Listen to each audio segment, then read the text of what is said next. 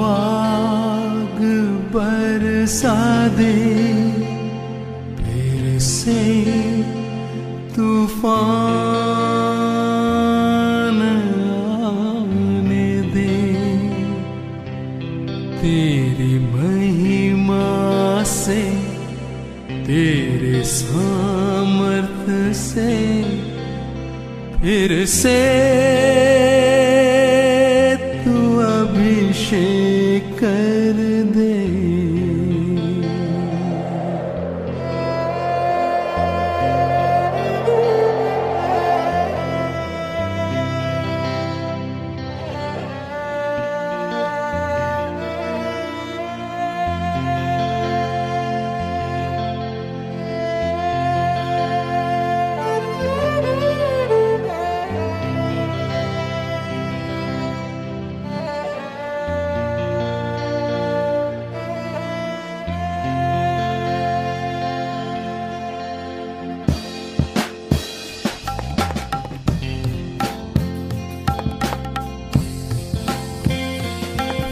से वो आग बरसा दे, फिर से तूफान आने दे।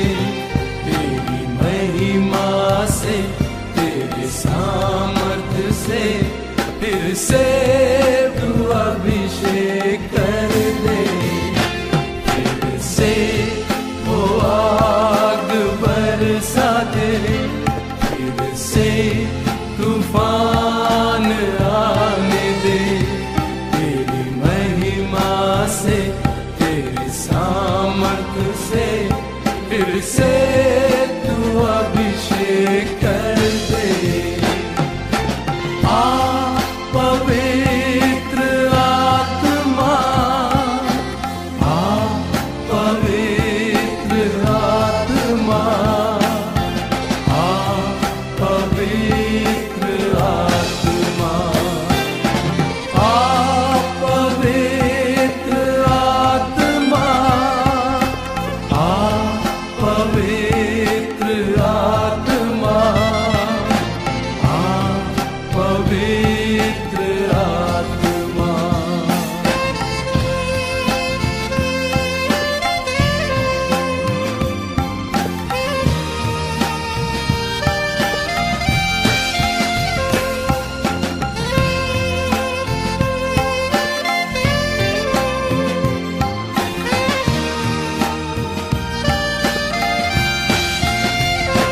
बहने दे उस हवा को, झूले हर एक दिल को। तेरा दर्शन हमें मिले, करते हैं प्रार्थना तुझसे।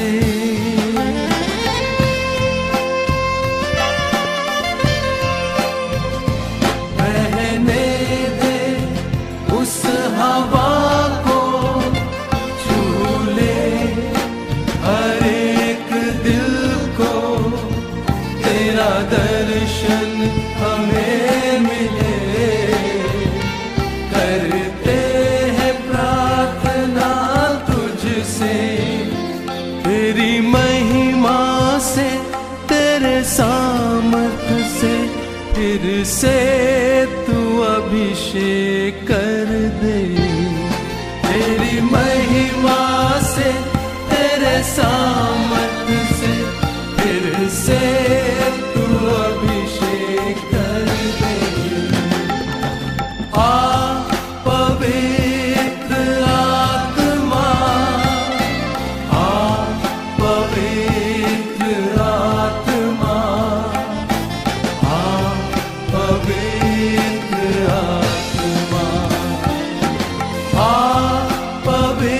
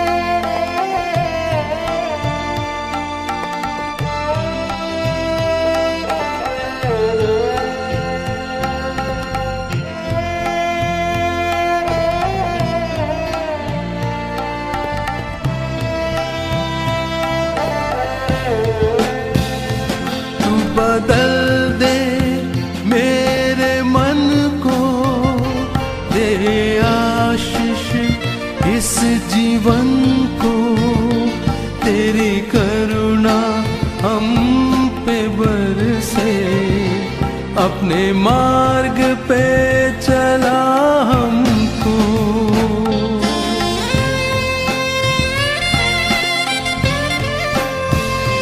तू बदल दे मेरे मन को, दे आशीष इस जीवन को, तेरी करुणा हम पे बरसे, अपने मार्ग पे चला हमको।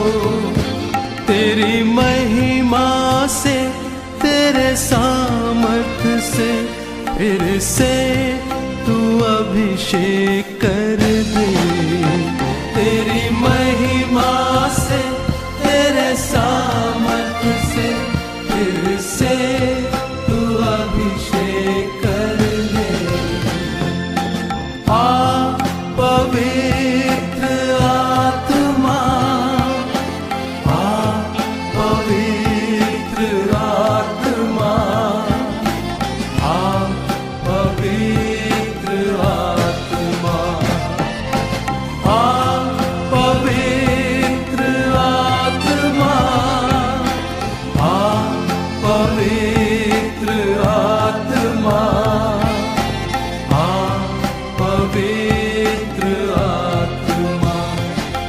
फिर से वो आग बरसा दे, फिर से तूफान आने दे, तेरी महिमा से, तेरी सामर्थ से, फिर से तू अभिषेक कर दे।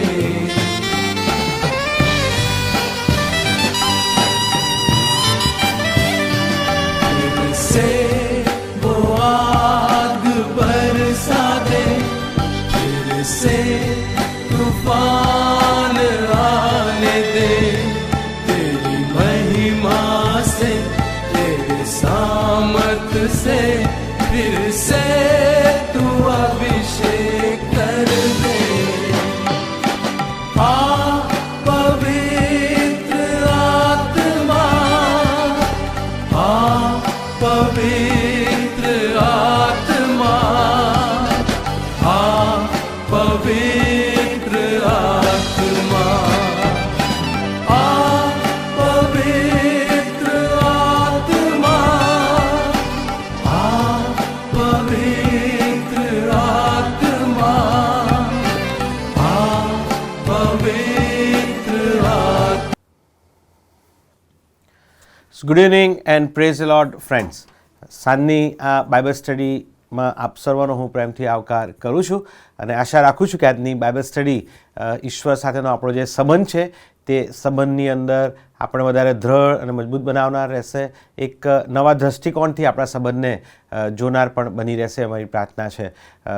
ચોક્કસ રીતે તમે બધા જ જ્યારે બાઇબલ સ્ટડીમાં જોડાઓ છો સાંજના સમયે, ત્યારે આખો દિવસ દરમિયાન ઘણા બધા વ્યસ્ત કામમાં હશો, કદાચ ઘણા બધા જોબ પરથી આવ્યા હશે, ઘણા બધા પોતાના અભ્યાસ પરથી આવ્યા હશે, ઘરકામમાં જોડાયા હશો, પણ આજે સાંજે સમય કાઢીને આપણે પ્રભુના વચનોનો અભ્યાસ કરવા માગીએ છીએ, ત્યારે આપ સર્વનો હું પ્રેમથી આવકાર કરું છું ને આભાર પણ માનું છું કે તમે પ્રભુના વચનોની ભૂખને લઈને અત્યારે બાઇબલ સ્ટડીમાં જોડાયા છો.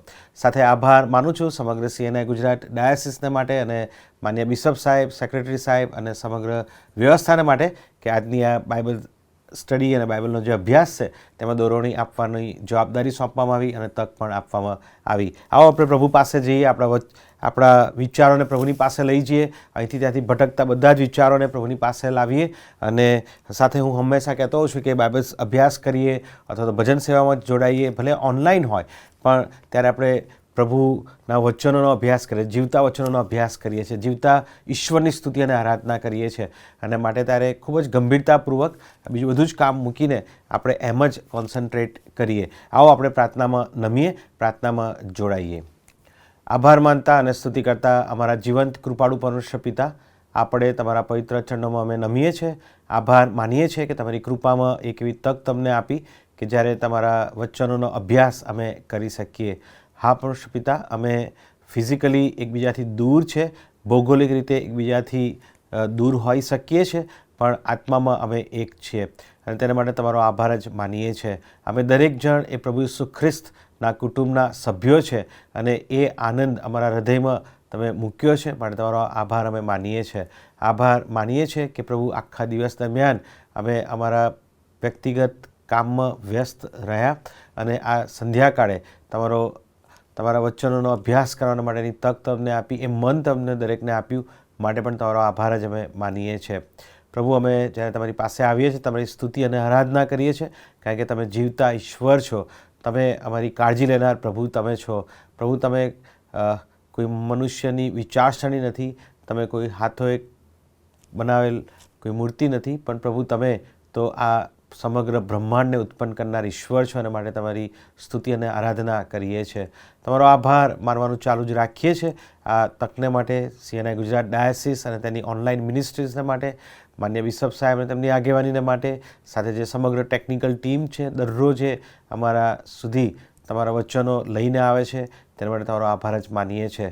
પ્રભુ, અમે સાથે જ્યારે તમારા પવિત્ર ચરણોમાં નમીએ છીએ, તમારી સમ્મુખ આવીએ છીએ, તમારા પાપોની કબૂલાત કરીએ છીએ, કારણ કે તમારું વચન કહે છે એ પ્રમાણે તમે કહો છો કે હું પવિત્ર છું અને માટે તમે પવિત્ર થાઓ. કોઈ પણ અપવિત્ર અશુદ્ધ બાબત તમારી સમ્મુખ આવી શકતી નથી, તમારી નજદીક આવી શકતી નથી અને માટે પ્રભુ અમે અમારા પાપોની કબૂલાત કરીએ છીએ, કારણ કે કેવળ એક જ નામ છે, એને પ્રભુ ઈસુ ખ્રિસ્તનું નામ, કે જે અમને અમારા પાપોથી મુક્તિ આપી શકે છે.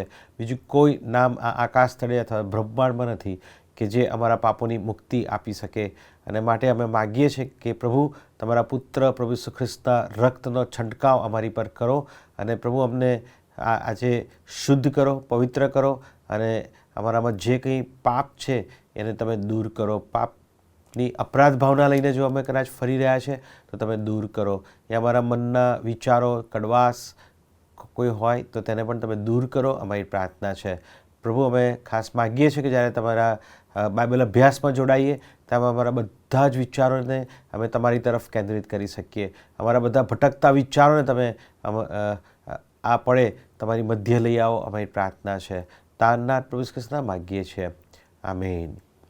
આવો પ્રભુના વચનો તરફ આપણે દ્રષ્ટિ કરીએ અને આજે સૌથી પ્રથમ આપણે લુકની લખેલી સુવાર્તામાંથી કેટલાક વચનો વાંચવા માગીએ છીએ. લુકની લખેલી સુવાર્તા અને એનો પ્રથમ અધ્યાયમાંથી આપણે કેટલાક વચનો વાંચીશું અને સાથે સાથે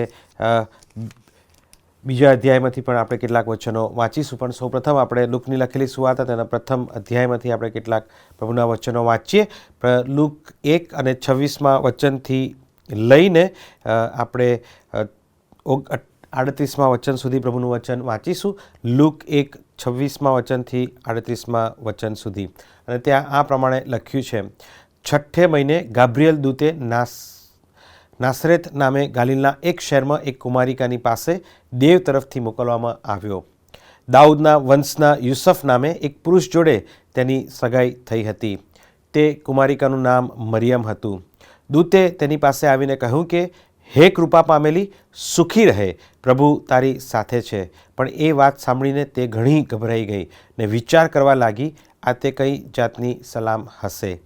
દૂતે તેને કહ્યું કે, હે મરિયમ, બીમાં, કેમ કે તું દેવથી કૃપા પામેલી છે. જો તને ગર્ભ રહેશે ને દીકરો થશે ને તું તેનું નામ ઈસુ પાડશે. તે મોટો થશે ને પરાત્પરનો દીકરો કહેવાશે અને દેવ પ્રભુ તેને તેના પિતા દાઉદનું રાજ્યસન આપશે. તે યાકૂબના ઘર પર સર્વકાળ રાજ કરશે ને તેના રાજ્યનો અંત આવશે નહીં. મરિયમે દૂતને કહ્યું કે એ કેમ કરીને થશે, કેમ કે મેં કોઈ પુરુષ જાણ્યો નથી. દૂતે તેને ઉત્તર આપ્યો કે પવિત્ર આત્મા તારા પર આવશે ને પરાત્પરનું પરાક્રમ તારા પર આચ્છાદન કરશે. માટે જે તારાથી જન્મશે તે પવિત્ર દેવનો દીકરો કહેવાશે. જો તારી સગી એલિઝાબેથે પણ ઘડપણમાં દીકરાનો ગર્ભ ધર્યો છે અને જે વાંજણી કહેવાતી હતી તેને આ 6ઠ્ઠો મહિનો જાય છે, કેમ કે દેવ પાસેથી આવેલું કોઈ પણ વચન પરાક્રમ વગરનું નહીં થશે. મરિયમ તેને કહ્યું કે જો હું પ્રભુની દાસી છું, તારા કહ્યા પ્રમાણે મને થાવ. ત્યારે દૂતે તેની પાસેથી ગયો. એ જ પ્રમાણે લૂકની લખેલી સુવાર્તા તેનો 2 અધ્યાય અને 1 કલમથી લઈને 7મા વચન સુધી આપણે વાંચીએ. તે દિવસોમાં કૈસર અગસ્તે એવો ઠરાવ બહાર પાડ્યો કે સર્વ દેશોના લોકના નામ નોંધાય. કુરિનિયસ સિરિયા પ્રાંતનો હાકેમ હતો. તેના વખતમાં વસ્તીની એ પ્રથમ ગણતરી થઈ. બધા પોતાના નામ નોંધાવવા સારું પોતપોતાના શહેરમાં ગયા.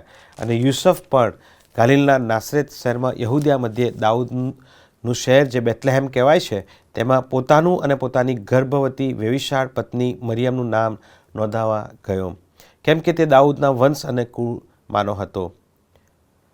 તેઓ ત્યાં હતા એટલામાં તેના દાડા પૂરા થયા અને તેને પોતાનો પ્રથમ દીકરો જન્મ્યો. તેણે તેને લુગડામાં લપેટીને ગભાણમાં સુવાડ્યો, કારણ કે તેઓને સારું ધર્મશાળામાં કોઈ જગા ન હતી. આમેન. આ પ્રભુનું વચન છે. આવો પ્રભુના વચનોનો અભ્યાસ કરીએ ત્યારે આપણે પવિત્ર આત્માની માંગણી કરીએ કે પ્રભુ તેના પવિત્ર આત્મા દ્વારા આપણને ડાપણ આપે તેના વચનો સમજવાને માટે પ્રાર્થનામાં નમીએ. આભાર માનતા પ્રભુ અમે તમારી પાસે આવવાનું ચાલુ રાખીએ છીએ. ખાસ માગીએ છીએ કે તમારા વચનોનો અભ્યાસ અમે જ્યારે કરીએ ત્યારે તમારા પવિત્ર આત્માએ કરીને અમને ભરપૂર કરો. તમારા પવિત્ર આત્માએ કરીને અમને ડાપણ બક્ષો, જેથી કરીને કે તમારા વચનોનો મર્મ અમે સમજી શકીએ. તમારા વચનો દ્વારા તમે આજે અમારી સાથે વાત અને વ્યવહાર કરો. પ્રથમ બોલનાર પાત્રની સાથે, ત્યારબાદ દરેક સાંભળનાર પાત્રોની સાથે. તારનાર પ્રભુ ઈસુ ખ્રિસ્તના માગીએ છીએ. આમેન.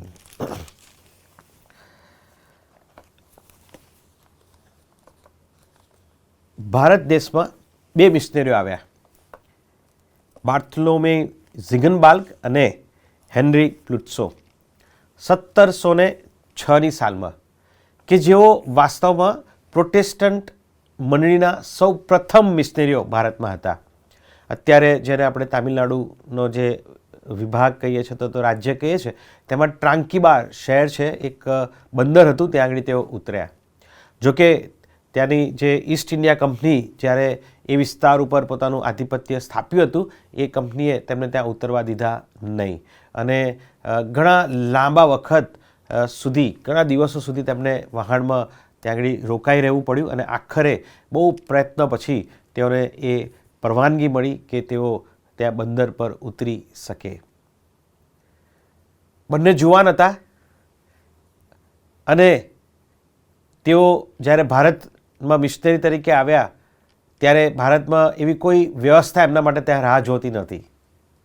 તેઓ તો બસ પ્રભુ પર વિશ્વાસ કરીને પ્રભુની સુવાર્તા આપવાને માટે બસ આવી ગયા. બીજા મિશનરી વિલિયમ કેરી, કે આપણે જાણીએ છીએ કે 1792માં તેઓ પણ ભારત આવ્યા તેમના પત્ની અને બાળકોને લઈને, અને તેઓ પણ કોલકાતા, અત્યારે કોલકાતા કહે છે, ત્યારે કલકત્તા કહેતું હતું, કોલકાતા ખાતે તેઓએ આવવાનો પ્રયત્ન કર્યો. પણ ફરીથી ત્યાંની જે ગવર્મેન્ટ હતી, ઈસ્ટ ઇન્ડિયા કંપની, તે વખતે બ્રિટિશ ગવર્મેન્ટ હતી, ઈસ્ટ ઇન્ડિયા કંપની હતી, એમણે એમને ઉતરવા દીધા નહીં. અને માટે ત્યારબાદ બાજુમાં જે ડેનિશ થાણું હતું, ડેનમાર્ક જે દેશ હતો એનું જે થાણું હતું, ત્યાં શ્રીરામપુર ખાતે તેઓ ઉતર્યા. બહુ સરસ ચોપડી છે વિલિયમ કેરીની, તમે વાંચજો. અને ત્યાં આગળ એમનો ટૂંકો ઇતિહાસ લખવામાં આવેલો છે. બહુ પડકારદાયક એ સંજોગો હતા. એમના જેટલા પૈસા હતા એ પણ ખર્ચાઈ ગયા. કોઈ ઘર આપવા તેમને તૈયાર નહોતું. એવા સમયોમાં તેમના બાળકોની દફન ક્રિયા પણ તેમણે કરાવી, પોતાના હાથે કબર ખોદી. પણ આપણે જાણીએ છીએ કે ત્યારબાદ તેમણે બહુ જબરજસ્ત કામ કર્યું અને સમગ્ર ભારત દેશમાં એમનું જે કાર્ય હતું એ ફેલાયું.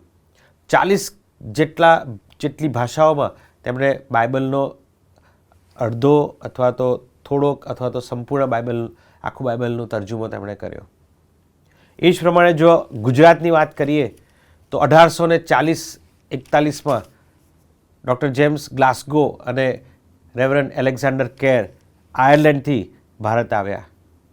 ઘોઘા ખાતે ઉતર્યા, મુંબઈ થઈને આવ્યા, ઘોઘા ઉતર્યા, રાજકોટ સુધી મુસાફરી કરી એ બળબડતા તાપમાં, ઉનાળામાં. અને આપણે જાણીએ છીએ કે ફક્ત 1.5 મહિનામાં એ અસહ્ય ગરમી અને મુસાફરીનો થાક અને કદાચ જે વાતાવરણ આબોહવા માફક ન આવી અને એ સમયમાં રેવરન્ડ એલેક્ઝાન્ડર કેર મૃત્યુ પામ્યા. પણ ત્યારબાદ ડૉક્ટર જેમ્સ ગ્લાસગો અને સાથે સાથે એલેક્ઝાન્ડર કેરના પત્ની અને પછી આવેલા મિશનરીઓ એ હિંમત હાર્યા નહીં, પણ એ સેવાને ચાલુ રાખી. અને પછી તો ઇતિહાસ આપણે જાણીએ જ છે. આ બાઇબલ જે અત્યારે આપણે વાંચી રહ્યા છે ગુજરાતી તરજુમો, એ તરજુમો ડૉક્ટર જેમ્સ ગ્લાસગોનો કરેલો તરજુમો છે. બહુ જબરજસ્ત યોગદાન ત્યાર પછી આવેલા મિશનરીઓ આપ્યું અને સમગ્ર ગુજરાતમાં આપણે જોઈએ છે કે મંડળીની વૃદ્ધિ થઈ. અસંખ્ય લોકો એ પ્રભુની પાસે આવ્યા. આવા તો અનેક દાખલાઓ હું તમે આપી શકીએ છીએ. અનેક જે બનાવો, અદ્ભુત બનાવો, તેની આપણે ચર્ચા કરી શકીએ. ઇતિહાસના પન્ને તે નોંધાયેલા છે કે પ્રભુના સેવક સેવિકાઓએ પોતાનું બલિદાન આપ્યું, પોતાના જીવનનું બલિદાન આપ્યું. અને જે વિસ્તાર જે ક્યારે પણ તેમણે જોયો નહોતો, જે વિસ્તારમાં કોઈ સુવિધાઓ નથી, ત્યાંની પ્રતિકૂળ આબોહવા હતી, ઇવન ઘણી વખત ગવર્મેન્ટ પણ તેમની સાથે નહોતી, અને એવા સમયમાં કેવળ અને કેવળ પ્રભુ ઈસુ ખ્રિસ્તનું નામ લોકો સુધી પહોંચાડી શકાય, અંધકારમાં ચાલનાર લોકો પ્રકાશ જોઈ શકે, તેના માટે પોતાનું જીવન જોખમમાં મૂકીને, એ પોતાની આરામદાયક જિંદગી મૂકીને, એ કમ્ફર્ટ મૂકીને તેઓ ચાલી નીકળ્યા. અનેક દાખલાઓ આપી શકાય. અને માટે આજનો જે આપણો વિષય છે અને એ છે કે journeying on અનચાર્ટર્ડ path four Christ. થોડો લાંબો છે. અનચાર્ટર્ડ જે અંગ્રેજી છે એનો ગુજરાતી કરવાનો મેં પ્રયત્ન કર્યો, ડિક્શનરીઝ જોઈ, પણ એનો મતલબ એવો થાય છે, કોઈ એક શબ્દ નથી, પણ કોઈને એનો મતલબ એવો થાય છે કે વન ખેડાયેલો એવો પ્રદેશ અથવા તો વન ખેડાયેલો એવી જગ્યા. પણ પ્રભુ ઈસુ ખ્રિસ્તને માટે વન ખેડાયેલા માર્ગ ઉપર પ્રવાસ કરવો, એ આપણો આજનો વિષય છે. કે પ્રભુ ઈસુ ખ્રિસ્તને માટે ઘણા બધા વન ખેડાયેલા પ્રદેશોમાં જતા હોય છે, પણ એ એમના માટે સાહસ હોય છે, એ એમના માટે એક નવી જગ્યા પર પહોંચવાનો, વન ખેડાયેલી જગ્યા પર પહોંચવાનો એક આનંદ હોય છે, એ ઉત્તેજના હોય છે. પણ અહીંયા પ્રભુ ઈસુ ખ્રિસ્તને માટે વ્યક્તિ પોતાનું જીવન જોખમમાં મૂકીને, પોતાના બધી જ કમ્ફર્ટ્સ, પોતાની બધી જ આરામદાયક સુવિધાઓ મૂકીને પ્રભુ ઈસુ ખ્રિસ્તને માટે ચાલી નીકળે છે. ક્રિસમસના સમયમાં છીએ આપણે. થોડા જ સમયમાં હવે નાતાલની ઉજવણી કરીશું. એકચ્યુઅલી તો નાતાલની ઉજવણી કરી જ રહ્યા છે. અને ત્યારે પ્રભુ ઈસુ ખ્રિસ્તના સંદર્ભમાં, નાતાલના સંદર્ભમાં આપણે જોવા માગીએ છીએ કે બાઇબલમાંથી એવા કેટલાક પાત્રોએ એ વન ખેડાયેલા માર્ગ ઉપર જોખમ લીધું, ચાલી નીકળ્યા, પોતાના જીવનને તેમણે જોખમમાં મૂક્યું, કેવળ અને કેવળ પ્રભુ ઈસુ ખ્રિસ્તને માટે. અને માટે આજે હું કંઈ બહુ લાંબુ નથી કહેવા માગતો, પણ એક સાદો સરળ વિચાર કે જે આપણા વ્યવહારુ જીવનને, દૈનિક જીવનને સ્પર્શે છે, આપણા દૈનિક ઈશ્વર સાથેના સંબંધને પણ સ્પર્શે છે. અને માટે એક નાનકડો વિચાર આ હું રજૂ કરવા માગું છું આ 3 પાત્રોના સહારે, કે journeying on the uncharted way for Christ. પ્રભુ ઈસુ ખ્રિસ્તને માટે એ વન ખેડાયેલા માર્ગ ઉપર ચાલવું. સૌથી પ્રથમ જો કોઈ પાત્ર હોય તો બીજું કોઈ નથી પણ પ્રભુ ઈસુ ખ્રિસ્તના માં મરિયમ છે. આપણે જેમ જોયું એ પ્રમાણે લુકની લખેલી સુવાર્તા અને ત્યાં આગળ 1લો અધ્યાય અને 26મી કલમ, ત્યાં આગળ મરિયમ કે લખ્યું છે કે એક કુમારિકા, એક યંગ વ્યક્તિ, એક જુવાન વ્યક્તિની પાસે ગાબ્રિએલ દૂત પ્રભુનું વચન લઈને આવે છે. અને 28મી કલમમાં કહે છે કે હે કૃપા પામેલી, સુખી રહે અને પ્રભુ તારી સાથે છે. અને 29મી કલમમાં લખ્યું છે કે મરિયમ ઘણી ગભરાઈ ગઈ અને પછી વિચારવા લાગી કે આ કઈ જાતની સલામ હશે. પછી દૂત એને આશ્વાસન આપે છે, ગાબ્રિએલ દૂત આશ્વાસન આપે છે કે મરિયમ તું બીશમાં, પ્રભુએ તને પસંદ કરી છે. અને પછી જે પ્રભુ મરિયમ દ્વારા પોતાની જે યોજના જે પૂર્ણ કરવાની છે, પ્રભુ જે દેહ ધારણ કરવાના છે, એના વિશેની આખી યોજના પ્રભુ તેને ત્યાં આગળ પ્રગટ કરે છે. યોહાનમાં લખ્યું છે પ્રમાણે કે આદિએ શબ્દ હતો અને શબ્દ દેવની સંગાતે હતો, અને એ શબ્દ દેવ હતો. પછી લખ્યું છે કે એ શબ્દ સદેહ થઈને આપણી મધ્યે વસ્યો. એટલે પ્રભુ ઈસુ ખ્રિસ્ત એ ખરેખર સંપૂર્ણ માનવી થઈને આપણી મધ્યે વસ્યા, સદેહ થઈને વસ્યા, દેહ ધારણ કરે છે. ગ્રીકમાં ઇન સાર્ક્સ લખેલું છે, એન સાર્ક્સ એટલે કે ફ્લેશ, દેહ ધારણ કર્યું. તેમણે કંઈ અવતાર ધારણ નથી કર્યો, તેમણે સ્વરૂપ ધારણ નથી કર્યું, પણ તે ખરેખર મનુષ્ય જીવનના ઇતિહાસમાં ભાગીદાર બન્યા. પણ કોના મારફતે? મરિયમ મારફતે. મરિયમને એ બાબત જણાવવામાં આવી. અને પછી ત્યાં આગળ મરિયમને દૂત આખી ઈશ્વરની યોજના ત્યાં આગળ બતાવે છે, અને એ કેવી રીતે થશે એ પણ કહ્યું. અને ત્યાં આગળ મરિયમને કેટલાક ડાઉટ્સ પણ હતા, અને કહે છે કે કેવી રીતે શક્ય બનશે. અને કહે છે કે હું પરણી નથી, મેં કોઈ પુરુષને જાણ્યો નથી. પછી કહે છે કે પવિત્ર આત્માના સામર્થ્યથી એ બાબત શક્ય બનશે. પછી આ દૂત જે પણ આખી યોજના મરિયમને કહે છે, પણ એ મરિયમનો રિસ્પોન્સ શું હતો? અને મરિયમ શું કહે છે કે 38મી કલમમાં મરિયમે તેને કહ્યું કે જો હું પ્રભુની દાસી છું, તારા કહ્યા પ્રમાણે મને થાવ. અને દૂત તેની પાસેથી ગયો. મરિયમ ત્યાં આગળ જબરજસ્ત જોખમ લે છે, પણ કેવળ અને કેવળ ઈશ્વરને માટે, પ્રભુ ઈસુ ખ્રિસ્તને માટે, કે જેથી કરીને કે ત્રિએક ઈશ્વર માંથી એ પુત્ર એ સદેહ થઈને આપણી મધ્યે વસી શકે. પોતાનું જીવન ત્યાં આગળ પોતે જોખમમાં મૂકે છે. એનું એ કમિટમેન્ટ હતું, એ વ્યક્તિગત કમિટમેન્ટ હતું. એ વ્યક્તિગત રીતે ત્યાં આગળ એ ઈશ્વરની યોજનામાં સામેલ થાય છે. અગાઉ ક્યારે પણ આવું થયું નહોતું. અનચાર્ટડ, વણખેડાયેલો એવો એ બનાવ કે બાબત હતી. પણ મરિયમ ત્યાં આગળ કેવળ અને કેવળ ઈશ્વરને માટે તૈયાર થાય છે. બહુ મોટું જોખમ લીધું એણે. તમે સમજી શકો છો.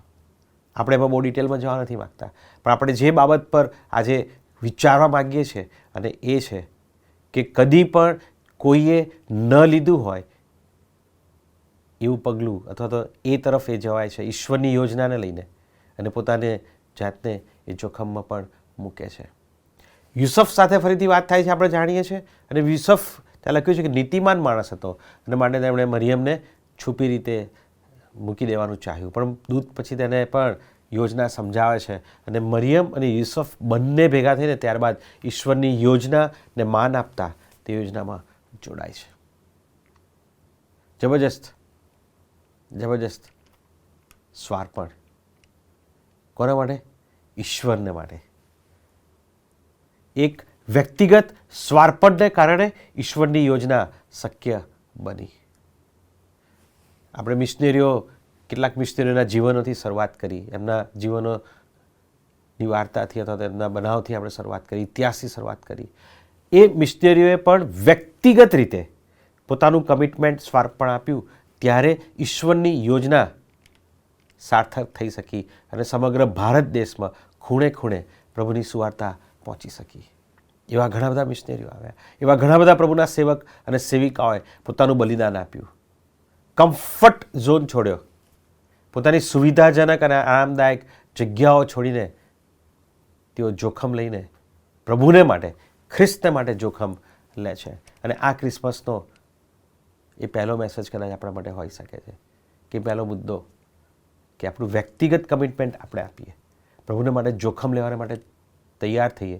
ઘણી વખત આપણે કહીએ કે ના, આવું તો મેં કદી નથી કર્યું, આવું કદી નથી થઈ શકે, મને બોલવાનું દાન નથી, હું કેવી રીતે બીજાને પ્રભુનું સુવાર્તા આપી શકું, ના હું આમ ના કરી શકું. પણ જો પ્રભુ તમને બોલાવે છે, પ્રભુ તેના કામને માટે બોલાવે છે, તો કદી પણ ના પાડશો નહીં. આજે કમિટમેન્ટ આપીએ કે પ્રભુનું વચન હું બીજાઓ સુધી લઈ જઈશ, પ્રભુના યોજનાને માટે હું તૈયાર થઈશ. વ્યક્તિગત કમિટમેન્ટ. આપણે છે ને સામૂહિક રીતે કમિટમેન્ટ માટે તૈયાર થઈ જઈએ છીએ, પણ વ્યક્તિગત કમિટમેન્ટની વાત આવે ને ત્યારે ઘણી વખત આપણે આગા પાછા થતા હોય છે. એ મિશનરીઓ 6 મહિનાની મુસાફરી કરીને આપણી મધ્યે આવ્યા. એમને ખબર નથી કે અહીંયા આગળ શું વ્યવસ્થા હશે, કેવું વાતાવરણ હશે. આજકાલ તો આપણી 100 કિલોમીટર દૂર પણ જવાનું હોય મિશન ફિલ્ડમાં, 50 પ્રશ્નો પૂછવામાં આવે કે સાહેબ બસ કેવી હશે, એસી બસ હશે કે નહીં, ત્યાં ગયા પછી બધી વ્યવસ્થા સુવિધાઓ શું હશે, જમવાનું શું હશે. પાછું જમવાનું પૂછતા નહીં કે કયા જમવાની આગ્રહ રાખે. 5 વખત ગૂગલ ઉપર જોઈ લે એક્યુવેધરમાં કે ત્યાંનું વેધર કેવું હશે, વાતાવરણ કેવું હશે. પછી કેટલાક તો કે બહુ ગરમી હશે સાહેબ, હું આવી શકું એમ નથી. પ્રભુને માટે એ આરામ આપણે છોડીએ. ક્રિસમસ આવશે ત્યારે આપણે બહુ સુંદર રીતે ઉજવણી કરીશું અને કરવી જ જોઈએ. જેટલી બને એટલી સારામાં સારી અને શ્રેષ્ઠ રીતે ઉજવણી કરવી જ જોઈએ. પણ સાથે એ વસ્તુ પણ યાદ રાખીએ કે મોટાભાગના પ્રભુ ઘરોમાં બહુ મોટી સંખ્યામાં ઘણા બધા શોધકો પ્રભુ ઈસુ ખ્રિસ્તને શોધતા આવે છે. ઘણી વખત દુઃખની સાથે કહેવું પડે છે કે આપણે આપણી ઉજવણીઓમાં એટલા બધા વ્યસ્ત હોઈએ છીએ ને કે આપણે તેમને સુધી પ્રભુને લઈ જવામાં ઘણી વખત આપણે બેદરકારી સેવીએ છીએ, અવગણના કરીએ છીએ, નિષ્ફળ જઈએ છીએ. આ વખતે યાદ રાખીએ કે આપણે પ્રભુનું વચન તેઓની, પણ પછી જબરજસ્તીથી વચન નહીં આપવાનું, તેમની સાથે વાત કરવાની, શાંતિથી વાત કરવાની. પ્રભુ કૃપા આપશે, તમારા મુખમાં શબ્દો મૂકશે. એ ઉત્તેજનના 2 શબ્દો નાનકડી પ્રાર્થનામાં તમે દોરી શકો છો અને પ્રભુ તમને કૃપા આપશે પ્રભુનું વચન એમની સુધી લઈ જવામાં. પણ વ્યક્તિગત બીજા કરે કે ના કરે, ભાઈ અમારી મંડળીમાં તો 200 કુટુંબ છે, હું એકલો જ આવીને ઊભો રહ્યો. મરિયમને એકલીને જ પસંદ કરી હતી પ્રભુએ, એકલા. પણ વ્યક્તિગત અંગત કમિટમેન્ટ પ્રભુને આપણે આપીએ કે પ્રભુ આ ક્રિસમસ પર, અગાઉ કદાચ મેં નથી કર્યું, પણ આ ક્રિસમસ પર તો હું પ્રભુનું વચન બીજાઓ સુધી લઈ જવાને માટે હું તૈયાર છું. એવું એક બીજો પાત્ર છે. સૌથી પહેલાં મરિયમનું જોયું અને એવું બીજું પાત્ર છે અને એ છે ઘેટા પાળકો. અને આપણે જાણીએ છીએ કે એ ઘેટા પાળકો લુકની લખેલી સુવાર્તા 1 અધ્યાય અને 8મા વચનથી લઈને ત્યાં આખું બનાવ લખવામાં આવેલો છે કે તેઓ ખેતરમાં હતા, ઘેટા સાચવતા હતા, તાપણું કરાજ કરતા હતા અને ત્યાં આગળ એકાદ દૂત આવે છે અને ત્યાં કહે છે કે 11મી કલમમાં હે ને કે 10મી કલમથી કરીએ, 2 અધ્યાય લુકની લખેલી સુવાર્તા તેનો 2 અધ્યાય અને 10મી કલમમાં દૂતે તેઓને કહ્યું કે બીહોમાં, કેમ કે આજ હું તમને મોટા આનંદની સુવાર્તા કહું છું. રાઈટ, ત્યાં આગળ ફરીથી બી એ કહે છે કે બીહોમાં. મરિયમને બી કહ્યું હતું બીહોમાં, ને દૂતોને પણ કહે છે કે બીહોમાં, કેમ કે આજ દાઉદના શહેરમાં તમારે સારું એક તારનાર એટલે ખ્રિસ્ત જન્મ્યો છે. અને પછી આખી જે સુવાર્તા છે, જે મસીહની બહુ જ આગ્રહપૂર્વક યહૂદી લોકો રાહ જોતા હતા અને સમગ્ર મનુષ્ય જાત રાહ જોતી હતી. એ આવનાર મસીહ વિશેની સુવાર્તા ત્યાં આગળ દૂતો દ્વારા એ ઘેટા પાળકોને આપવામાં આવી. પછી એ લોકોએ શું કર્યું? સૌથી પહેલું એ લોકોએ શું કર્યું કે 15મી કલમમાં તેઓની પાસેથી આકાશમાં ગયા પછી, દૂતો તેઓની પાસેથી આકાશમાં ગયા પછી ઘેટા પાળકો એકબીજાને કહ્યું કે ચાલો આપણે બેથલેહેમ જઈએ, જે વાતની ખબર પ્રભુએ આપણને આપી છે તે જોઈએ. સમજવા જેવું છે કે આ જે ઘેટા પાળકો હતા એ સામાજિક જે આખી વ્યવસ્થા હતી એમાં નીચલા સ્તરના લોકો કહેવામાં આવતા હતા, પણ પ્રભુએ એમને સુવાર્તા આપી સૌ પ્રથમ. પણ આ ઘેટા પાળકો કે જે મસીહ આવનાર છે તેને જોવાને માટે તેઓ ત્યાં ગયા. અને એટલું જ નહીં, એ સુવાર્તા બીજા સુધી લઈ જવાનું કારણ પણ તેઓ બન્યા. તેઓ પણ જોખમ લઈ રહ્યા હતા. કેમ? કારણ કે કહ્યું એ પ્રમાણે સામાજિક રીતે એ લોકો કહેવાતા એ સ્તર જે છે, વર્ગ જે છે, એ નીચલા વર્ગમાંથી તેઓ આવતા હતા. અને માટે ઉચ્ચ વર્ગના લોકો, ઉચ્ચ વર્ગના સ્તરના લોકો, એ કદાચ એ આગેવાનો, રાજકીય આગેવાનો, ધાર્મિક આગેવાનો, સામાજિક આગેવાનો, એ લોકોએ તેમની સામે વાંધો લીધો હોત, તેમને ધમકાવ્યા હોત કે તમને આવું દોડ ડાપણ કરવાનું કોણે કહ્યું? પંડિતો અમે છીએ, જ્ઞાનીઓ અમે છે, ઈશ્વરે અમને એ વચન આપવું જોઈતું હતું, તો ઈશ્વર અમને આપી શકે, તમને ના આપી શકે. તમે કોણ છો ભાઈ? જ્ઞાન અમારી જોડે છે. પણ પ્રભુ તે ઘેટા બાળકોને પસંદ કરે છે. કચડાયેલા, તજાયેલા, હાસ્યામાં ધકેલાયેલા એવા લોકોને પસંદ કરે છે. અને એ પણ શું કરે છે? તરત જ જાય છે. સવારે જાય છે એવું નહીં. અને આજના સમયમાં તો આપણે એમ સુઈ જઈએ કે સવારે જવાશે, સરસ ગાડી લઈને જઈએ, અત્યારે થોડી વાર સૂઈ જઈએ, એલાર્મ મૂકી દઈએ, ભાઈ મૂકી દેજે મોબાઈલમાં 6:30. એવું નથી કરતા. કોઈ સુવિધાઓ નથી. ચાલીને જવાનું હતું. રાત્રે કયા પ્રાણીઓ, જંગલી પ્રાણીઓ મળી જાય કોઈ જ કહી શકાય નહીં. આવી કોઈ ટોર્ચ નથી, આવી કોઈ લાઇટ નથી.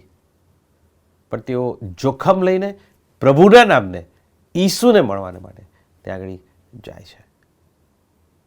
અને એ ઘેટા બાળકનો જે રિસ્પોન્સ હતો, બીજાઓ સુધી પ્રભુનું વચન લઈ જવાનો, પર્સનલ કમિટમેન્ટ, ત્યારબાદ બીજાઓ સુધી વચન લઈ જવાનું.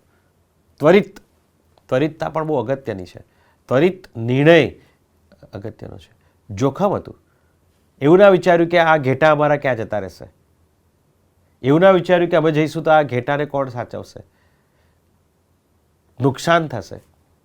એ તો કહે છે કે ચાલો અત્યારે જ આપણે પ્રભુને દર્શન કરવા માટે જઈએ.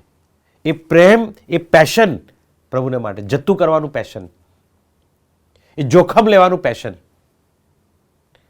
આ ક્રિસમસ દરમિયાન આપણે કેળવીએ. અને પ્રભુનું જે વચન છે એ વચન આપણે બીજાઓ સુધી લઈ જઈએ. આપણા મંડળીમાં ઘણા બધા એવા વ્યક્તિઓ છે કે જે પ્રભુ સાથેના સંબંધમાં નબળા પડ્યા છે. તેમની પાસે જઈએ. બધું બહાર તો સારું દેખાય, પણ ઘણા બધા એવા છે કે જે આંતરિક રીતે તૂટી ગયા છે. પ્રભુ સાથેના સંબંધમાં આધ્યાત્મિક રીતે નબળા પડ્યા છે. એવા વ્યક્તિઓની પાસે આપણે જઈએ, ઓળખ કરીએ, જઈએ, ત્વરિત રીતે જઈએ, નિર્ણય લેવામાં વાર ના કરીએ. અને પ્રભુ એવા વ્યક્તિઓ પણ બતાવશે. પ્રભુ તમારી પાસે લાવશે પવિત્ર આત્મા કરીને. પ્રભુનું કહે છે ને કે મારું પારખું તો કરી જુઓ. પ્રભુ લઈ આવશે, પણ એક વખત કમિટમેન્ટ મરિયમના જેવું, યુસફના જેવું આપવું પડશે. અને નિર્ણય એ ઘેટા બાળકો જેવો કરવો પડશે. ત્યારબાદ એક જૂથ, ત્રીજું એક જૂથ છે, અને એ તો આપણે બધા જાણીએ છીએ, એ છે માગીઓ. આ માગીઓ પણ જોખમ લઈને આવ્યા હતા, કારણ કે તેઓ જ્ઞાની લોકો હતા, તેઓ ભણેલા ગણેલા લોકો હતા, તેઓ બુદ્ધિમાન લોકો હતા. અને જે ભેટ લઈને આવ્યા હતા તેની પરથી લાગે છે કે તેઓ બહુ ધનિક લોકો હતા, બહુ માનવંતા લોકો હશે. અને ત્યાં આવીને પૂછે છે કે આ જે રાજા જન્મ જોઈતો તો એ ક્યાં છે? લોકો તમને કદાચ મૂર્ખ કહી શક્યા હોત, તમે તેમની મજાક ઉડાવી શક્યા હોત કે ભાઈ બીજો કોઈ રાજા નથી, જે રાજા છે આ જ છે, આ હેરોદ રાજા, એનું ભજન કરો, જે પણ લાયા છે બધું એમને આપી દો. એ લોકો કહે છે અમે તો જીવતા ઈશ્વરને, જીવતા રાજાને, રાજાઓના રાજાને અમે શોધી રહ્યા છે, તેનું ભજન અમે કરવા આવ્યા છે. એ ઉદ્ધારક, એ તારનાર, એ મસીહની શોધમાં તેઓ આવ્યા. જોખમ તેમણે લીધું હતું. એ પોતાના દેશ છોડીને એક એવા પ્રદેશમાં આવ્યા હતા ઈશ્વરની શોધમાં, કે જે સાચો ઈશ્વર છે. આપણને ખબર નથી કયા બેકગ્રાઉન્ડમાંથી આવ્યા, કયા, પણ એટલું છે કે એ લોકો સાચા ઈશ્વરની શોધમાં ત્યાં આગળ આવ્યા હતા. કારણ કે એમને ખબર હતી કે જે ઈશ્વરની પાછળ અમે ચાલીએ છીએ કદાચ એ સાચો ઈશ્વર નથી. ફરીને એક વખત જો આપણે જોઈએ, શરૂઆતમાં કીધું એ પ્રમાણે કે ઘણા બધા એવા મિત્રો આ દિવસો દરમિયાન, ક્રિસમસના દિવસો દરમિયાન આપણા પ્રભુ ઘરમાં આવશે, આપણી સાથે સંપર્કમાં આવશે, કે જેઓ સાચા ઈશ્વરની શોધમાં છે. મોટાભાગના દેવળોમાં એ શોધકો પ્રભુ ઈસુ ખ્રિસ્તને શોધતા આવે છે. અમારા અહીંયા GSTમાં પણ બહુ બધા મિત્રો આવે છે. ક્યાંક ને ક્યાંક હૃદયમાં એ શોધકોના મનમાં છે કે જે ઈશ્વર, જે વિશ્વાસ અમે ધરાવીએ છીએ એમાં કંઈક ખૂટે છે, અને માટે સાચા ઈશ્વરની શોધમાં આવે છે.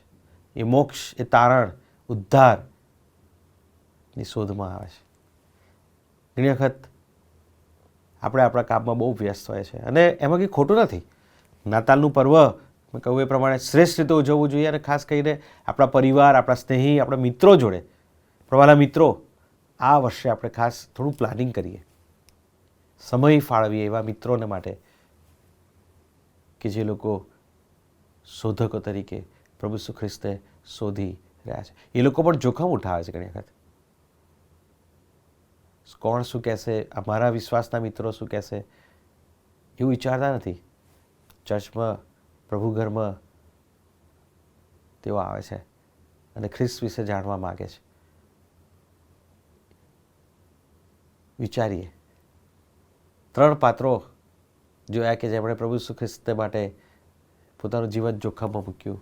મરિયમ, પર્સનલ કમિટમેન્ટ, વ્યક્તિગત સ્વાર્પણ.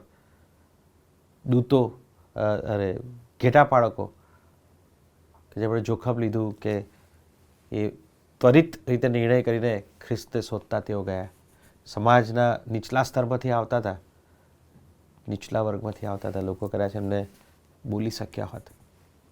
માગીઓ કે જે બહુ દૂર દેશથી આવ્યા, નવા પ્રદેશમાં આવ્યા, રાજાને શોધતા. આ હેરોદ રાજા જોખમ હતું કે હેરોદ રાજા તમે મારી નાખ્યા હોત, મારા સિવાય બીજો કોઈ રાજા નથી, તમે બીજા કયા રાજાને લાવો છો, તમે તમારી પર જાસૂસી કરો છો, કશું બી કહીને એ લોકોને મારી નાખી શક્યો હોત. એ જોખમ ત્યાં આગળ લે છે. રાજાને શોધતા, સાચા ઈશ્વરને શોધતા. Journeying on the uncharted way for Jesus. વન ખેડાયેલા એવા પંથ પર પ્રભુ ઈસુ ખ્રિસ્ત માટે આપણે પ્રવાસ કરીએ. ખ્રિસ્ત માટે. તમે તમારા પોતાના આનંદને માટે કોઈ વન ખેડાયેલા પ્રદેશમાં જઈ શકો છો, પણ ખ્રિસ્ત માટે આજે આપણે વન ખેડાયેલા પ્રદેશમાં થતો. પ્રદેશ એટલે કે જગ્યાની વાત નથી, પણ એવું કંઈક કાર્ય કરવું કે જેમાં પ્રભુ ઈસુ ખ્રિસ્તના વચનોને આપણે બીજા સુધી લઈ જઈ શકીએ. આવો પ્રભુ તેના વચનો સમજવાના માટે આપણને કૃપા આપે. પ્રાર્થનામાં નમીએ. પ્રભુ, આભારી ભાવ સાથે આપણે તમારા પવિત્ર ચરણોમાં નમીએ છીએ. આભાર માનીએ છીએ કે પ્રભુ તમારું વચન અમારી મધ્યે આવ્યું છે અને પ્રભુ અમે અમારા કમ્ફર્ટ ઝોનને છોડીને એવા પ્રદેશોમાં, એવી બાબતોમાં અમે જોડાઈએ કે જે કદી અગાઉ અમે કરી નથી, પણ પ્રભુ ઈસુ ખ્રિસ્ત માટે અમે જોખમ લઈને કરવા માગીએ છીએ. અમારે વ્યક્તિગત રીતે આજે અમે સ્વાર્પણ કરીએ છીએ અને પ્રભુ અમે અમારી જાતને તમને સોંપતા માગીએ છીએ કે પ્રભુ, જો તમે અમને તેડો છો તમારું વચન અન્યો સુધી લઈ જવાના માટે, તો પ્રભુ અમે આજે તૈયાર છે. એ ક્રિસમસ, એ નાતાલના પર્વનો સંદેશ તમે અમને સમજાવો.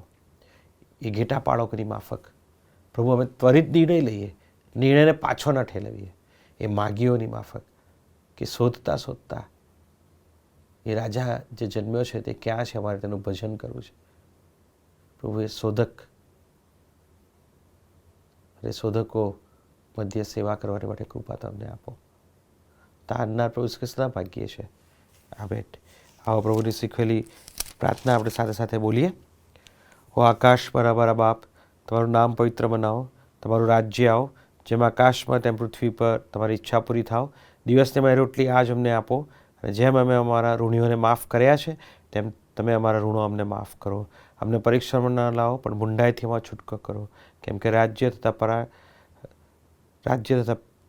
પરાક્રમ તથા મહિમા સર્વકાળ સુધી તમારા જ છે. આમેન. હવે આપણા તારનાર પ્રભુ ઈસુ ખ્રિસ્તની કૃપા, દેવ બાપનો પ્રેમ અને પ્રભુ પવિત્ર આત્માની સંગત હમણાંથી તે સદા સર્વકાળ સુધી હોજો. આમેન.